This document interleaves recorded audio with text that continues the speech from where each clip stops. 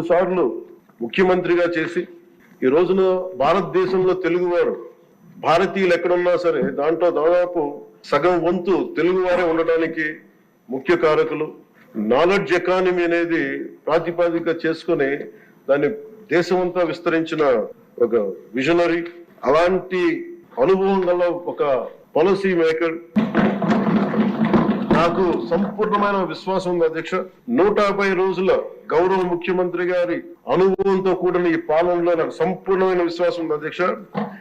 Andhra Pradesh $1 trillion ఎకానమీగా అతి త్వరలోనే ఈ 5 సంవత్సరాలు వెళ్తుందని సంపూర్ణ విశ్వాసం ఉంది. గత ప్రభుత్వం మనల్ని ఎకానమీని నిర్వీర్యం చేసింది, ఇబ్బంది పాలు చేసింది, అన్ని రంగాల్లోనూ రాష్ట్ర ప్రభుత్వాన్ని వెనక్కి తీసుకెళ్లిపోయింది.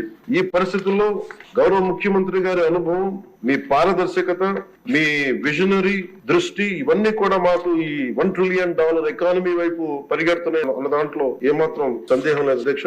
అలాగే పంచాయత్ గౌరవ ముఖ్యమంత్రి గారి ఈ నాయకత్వంలో ఈ ప్యాడీ డ్యూస్ రైతులకు కావాల్సింది 1674 కోట్లు రిలీజ్ చేసి నిజంగా మీరు రైతాంగానికి మీరు ఎంత అండగా ఉంటారో మాటలతో కాదు చేతుల్లో చూపించారు అధ్యక్ష. వారికి మనస్ఫూర్తిగా నా ధన్యవాదాలు. ముఖ్యంగా మిడ్ డే నేను అడిగింది ఏంటంటే ముఖ్యమంత్రి గారిని, డొక్కా సీతమ్మ గారి పేరు ఏదన్నా పథకాన్ని క్యాంటీన్ పెట్టండి అంటే ఆయన ఏకంగా దీనిలో నారాయణ గారికి కూడా ముఖ్యమంత్రి గారు ప్రత్యేకంగా నా ధన్యవాదాలు తెలియజేస్తున్నాను అధ్యక్ష. మధ్యాహ్న భోజన పథకాన్ని విద్యార్థులు మధ్యాహ్నం మిడ్ డే మీల్ స్కీమ్ కి డొక్కా సీతమ్మ గారి పేరు పెట్టడం మనస్ఫూర్తిగా వారి చేతులు ఎత్తి నేను నా మనస్ఫూర్తిగా కృతజ్ఞతలు తెలియజేస్తున్నాను.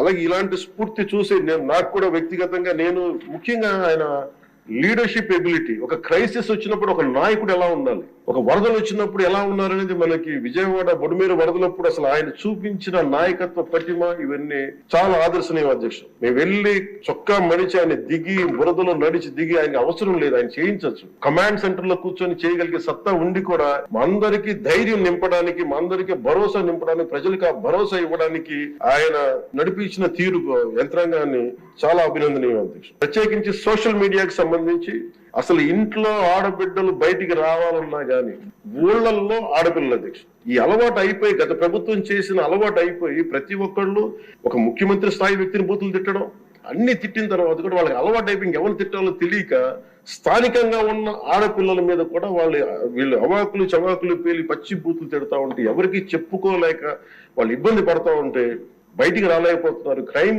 మైండ్ సెట్ పెరిగిపోయింది, క్రిమినాలిటీ పెరిగిపోయింది. ఇలాంటి సమయంలో ఆయన ఉక్కుపాదంతో సోషల్ మీడియా యాక్టివిస్టులు అనే పేరు చెప్పుకునే గుండాలకి, రౌడీలకి ఆయన తీసుకున్న చర్యలు, హోంమంత్రి అనిత గారు తీసుకున్న చర్యలు చాలా బలమైన అభినందనలు.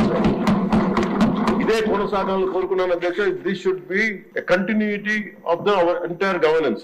మన అడ్మినిస్ట్రేటివ్ లో ఒక భాగం అవ్వాలి అధ్యక్ష.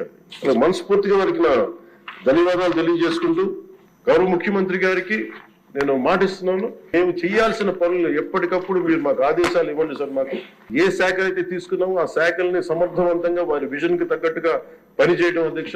ఇవన్నీ కూడా మేము ఆయన ఏ కళనైతే కన్నారో ఆ కళను నెరవేర్చడానికి, పూర్తి చేయడానికి మేము అందరం సంసిద్ధంగా ఉన్నామని తెలియజేసుకుంటూ, మీరు 5 సంవత్సరాలు కాదు గౌరవ ముఖ్యమంత్రి గారు తెలియజేసిన అధ్యక్ష, మీరు ఇంకొక దశాబ్దం కూడా ఈ రాష్ట్రానికి ముఖ్యమంత్రిగా కొనసాగి అండగా ఉంటామని తెలియజేస్తున్నారు.